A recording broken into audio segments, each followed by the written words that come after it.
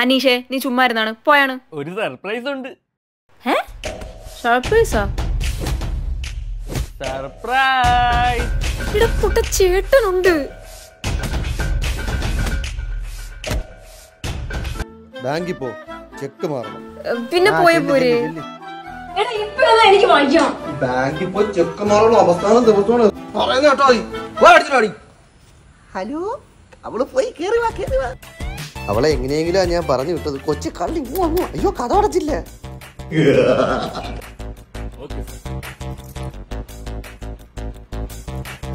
അയ്യോ,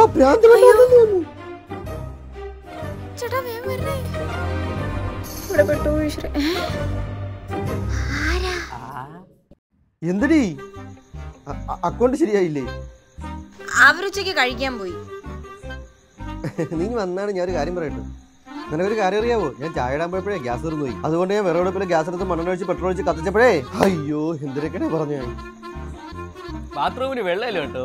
ശരിയാക്കാം. ശരിയാക്കണേ.